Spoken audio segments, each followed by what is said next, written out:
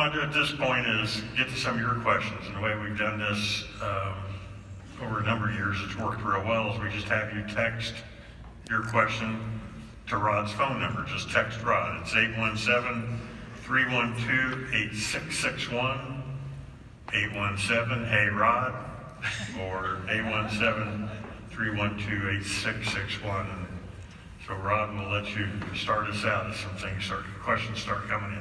They're coming in, Todd. So here we go. Would there be 470 lessons learned in this book if the authors had grown up with their faces glued to digital devices? What's the impact of digital and social media on learning from mentors? It's an interesting question. I say this, that it only helps further your experience, of learning, but nothing can replace person-to-person interaction. Nothing can replace. Devices, I consider them as aid to further the same learning. That's how I view Todd. Is basically important is person-to-person interaction. Yeah, I would totally agree. Nothing like face-to-face. But I do think there's some good in social media today. It's quick. You can get it to a lot of people. I personally read Instagram, and I get some very encouraging and leadership lessons in there every morning. I agree 100%. Nothing replaces the sit down face-to-face, eyeball to eyeball. You can go very narrow and very deep, or very wide and very deep, especially over an extended period of time. You can certainly use the technology to augment those times, but there's nothing like going for a walk or sitting down having a coffee with somebody to get to the serious stuff. All right, so what advice do you have for those who may be shy about asking others to share their story, especially asking executives? Rod, on that I'd say this personally. I was very shy in the beginning, and this was my personal experience. But that didn't mean I did not have opportunity to learn. Through osmosis, I observed a lot by observing people around me. And I mentioned to you my professor, Ron Fleming. I'm new. This is 1980, 20-year-old lad coming to a foreign country, and look up to this professor. First, forget about my shyness. I have difficulty even forming full sentences yet. So You're doing well now. I know. So just imagine how nervous I would be around people. But what I learned from him was through observation, how he interacted with people, how he interacted with me and other students. So through observation, a great learning can happen. Eventually, I can tell you, shyness goes away once you build that relationship. And I'm sure shy people will talk to their mentors once the relationship gets closer. So start with observation first. Yeah, I would totally agree. It's interesting as a young person in your career, if you don't observe, you're just trying to jump in there and tell what you know. And I can remember I was on my first CIS project, and I had so much knowledge in my head, and the senior VP came in and he said, well, how's it going? And I rambled off every buzzword I could around, the system, and I could just see the, glaze over look. And that day I learned the lesson, know your audience. Know your audience, right? What do they care to hear? He didn't really want to hear any of that. But then I realized I could just ask about his life, what he was worried about his kids. If I would go in his office, I'd observe, oh, you went to school at so-and-so. It just made it so much easier and such a better conversation than me just trying to tell what I know. I'm going to let you in on a little secret here. Executives are people too. They will be flattered if you approach them in any format, in the elevator, in the hall, you ask for an appointment. Why? I'd just like to learn from this individual. They will be flattered that you would take the interest and time in them. And that will just open the door to the conversation you'd like to have. Just exactly what Connie and Vinay were talking about. So they're people too. Yes. How do you repair a relationship once trust and honesty has been broken? There's a similar question about describe a mistake you've made. I'll take a crack at that to start. There's some stories about this in the book. People make mistakes. And I think all of us, if we were being treated the way we would like to be treated, is that we would be given a second chance. When mistakes are made, it's like dropping a china plate and you try and glue it back together, those cracks will remain, but it's been said that sometimes those cracks can make the relationship stronger. Admit, first thing, admit the mistake, recognize that there was something done incorrectly, and say, I want to make amends, and start on the path. And again, the secret to the success is respect. Just continue to do what you say you're going to do, show up on time, etc., and look to mend that fractured relationship. You know, David, I agree with you. You see, talking is a great tool. We do it so often, we take it for granted, but it's art of talking and discussion is a great tool. So you have had challenges, yes, and I've gone through some like that. But then you say, okay, let's start again. Go for lunch and have a little chat. Talk it over. Start all over again.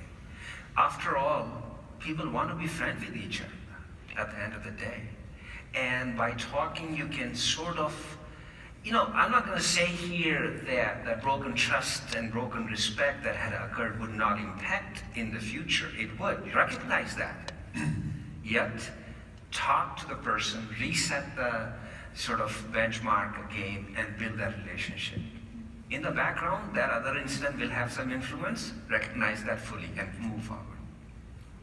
I'm going to go back to your word of observe and listen, because being the hard-headed kid, I didn't have a lot to say, but I learned I was really direct. But my intent was always good. And I would always say to people, I'd say whatever I had to say, and then as I'd see their face, I'm like, I think I just crossed the line. Maybe I worked on the trust or integrity, and they may not tell me, but I could tell. And I would go back and say, you know what, my intent is right. My words may come out wrong. So I apologize. Please let me recover. And people really appreciated that.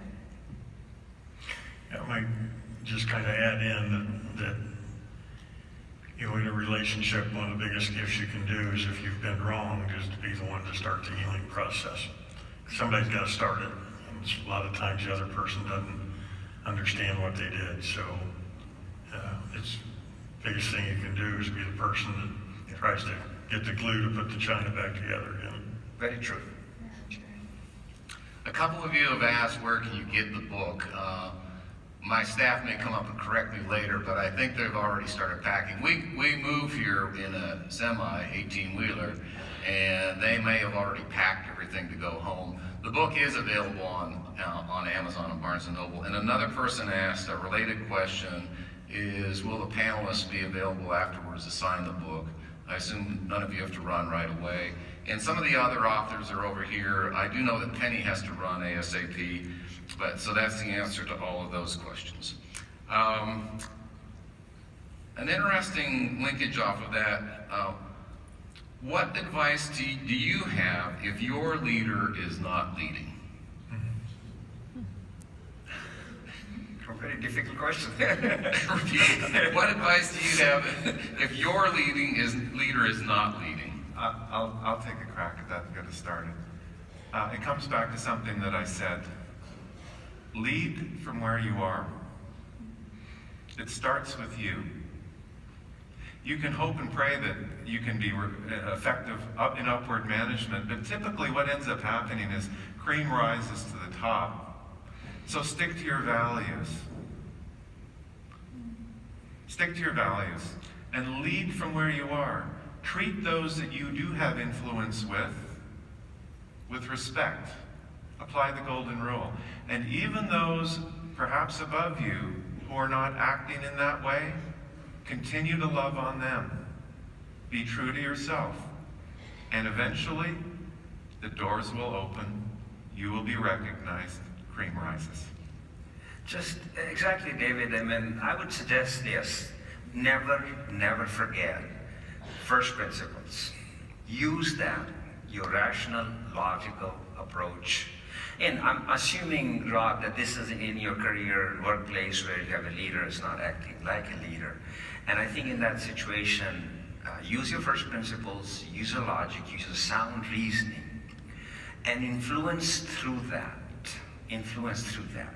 Of course, if things are passed beyond certain, norms of standard behavior, that's different. Then you have to take that issue up and have to be bold.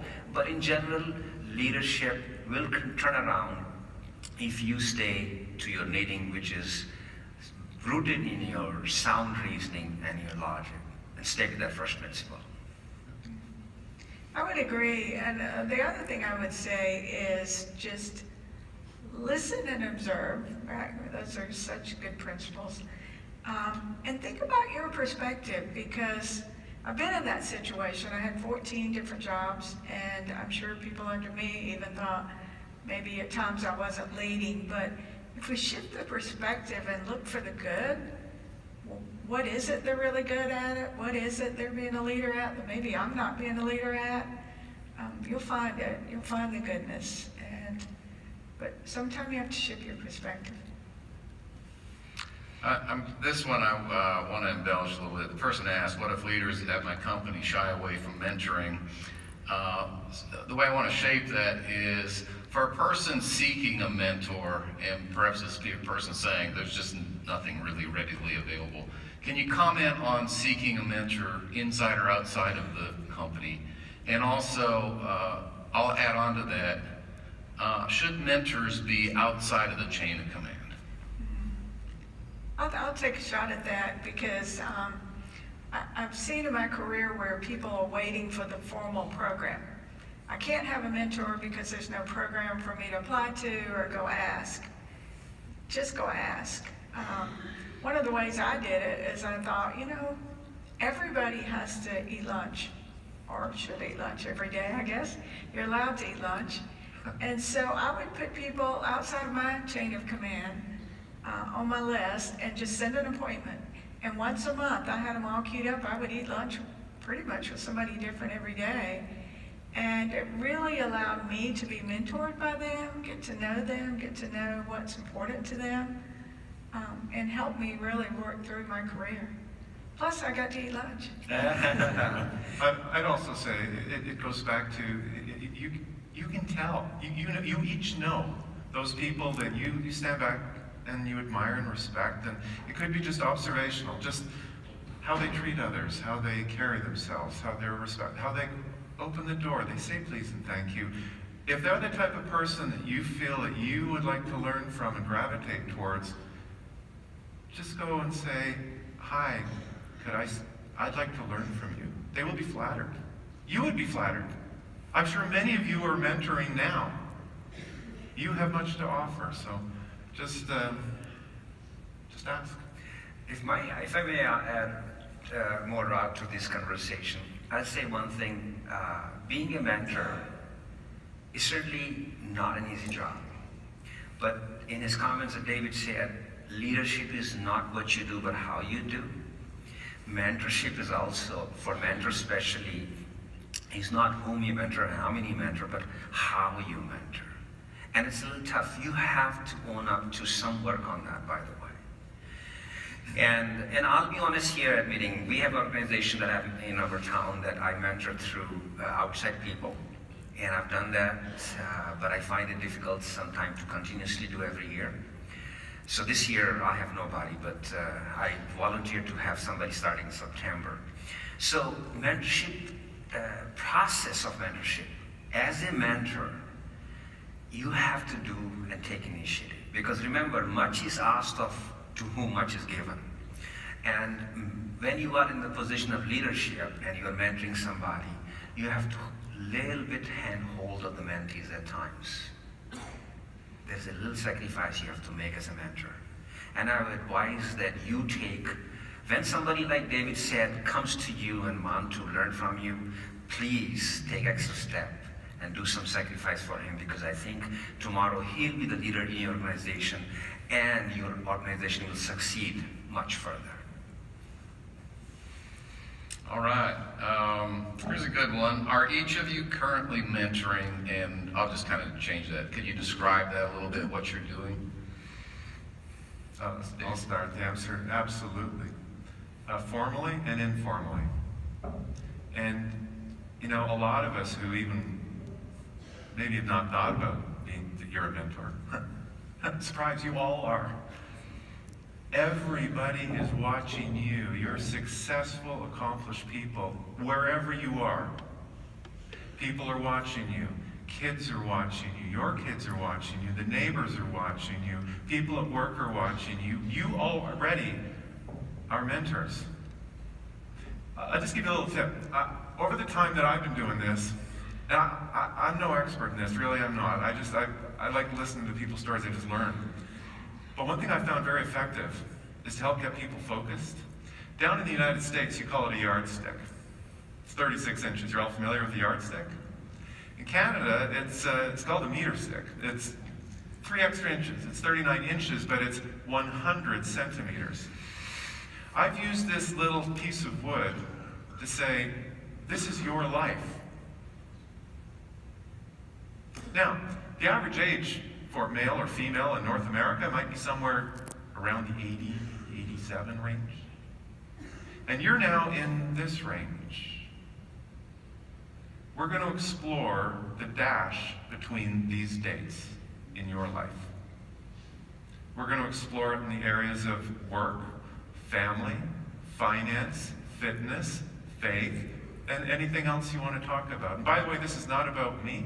This is all about you. And the role that you can do and excel as you do this, you're not there with all the answers. You might be there with all the questions. So where do you want to be when you grow up? Or to Roy Spence, what do you love? How are you going to get there? Who do we need to connect to with, etc.? So Rod, in our place, as I mentioned, I belong to an organization that has a mentorship program. So I'm a member of that, so I take them, and I have had 2 mentors. They stay for a year, and they come from outside. But among this year, I'm going to start in September. And within the organization, however, my mentorship is mostly talking to my employees and setting up a behavior, standard of norm from my office. So I have weekly messages that I send to employees. I have sort of small group employee meetings that I go through. Every year we do this. So that is a sort of informal mentorship. I'll tell you one thing that makes me laugh and smile, because young graduates that come into the organization, 7 months, 8 months into it, they start coming to my office, and my office is open door policy. And one thing they admire is the ease with which they feel they can talk to me than others. And that's all because how you behave and set up the norms and how open you are. And everybody shall be a mentor. And I'm not saying that other people in the organization are not good mentors. I'm just saying that the mentorship process makes easy for people to talk to you if you do participate in that. And you'll enjoy the relationship and conversation that you will have with them. And yes, I'm mentoring as well. It was pretty easy to do that while I was still working. And as I was leaving my career, I thought, how do I move from success to significance? Where can I go? So I volunteer with 3 nonprofits and do some work there. But I also use just my life experiences. I've mentored widows, I love mentoring millennials. I have a joke that I'm a millennial in a baby boom, trapped in this baby boomer body. But you know, they're so energetic, they're so excited about their career, and so I use my career experiences to do that. But the other mentoring is just about life on life. I'm mentoring 4 grandchildren. I take them donuts every day. Dave, if you would, we're running toward the end on time, but with what you've done in this book, what would you leave the audience with as we end today? Well, thank you very much, Todd. So I would encourage you to get out your pen and paper. Get out your phone if you want to video this. I'm going to tell you 5 things that I'm just going to bring all this to a close. Ready? Number 1, leadership is not about you. Get over it. It is about helping those around you reach their potential. Number 2, build trust. Trust will allow your teams to climb mountains and break through walls. It's that special relationship glue. Number 3, build trust by showing respect. By applying the golden rule. Treat others the way you would like to be treated, especially if you're the boss.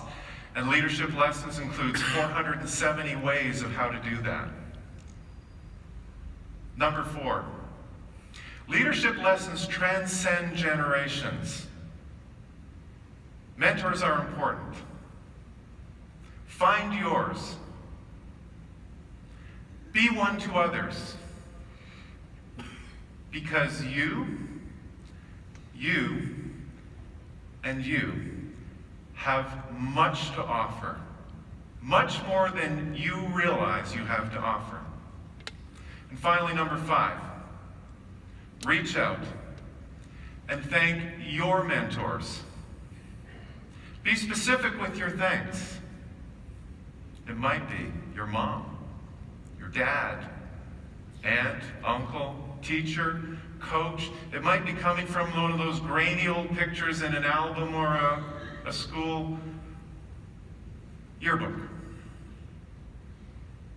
Or it might be the boss who first hired you, the boss who first noticed you, the boss who said, I think you can, the boss who released you to do everything that you're capable of doing.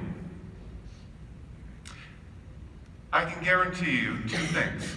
1, it will be a blessing to them. And through the tears, it will be a blessing to you, returned tenfold. You will float on a cloud. Reach out and thank your mentors. And do it in the living years. Time is short. Reach out, make a commitment today to thank your mentors during the living years.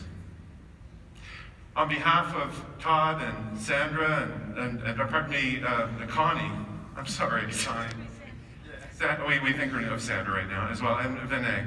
We'd like to thank you for the time that you have spent with us, and with that, we say thank you and lead on. Thank you. Thank you, panelists. If you'll return to your seats. Thank you, Dave. So obviously the call to you is to be a great mentor, and the book is certainly reflective of that. I think it'll cause you to think that way. I do apologize.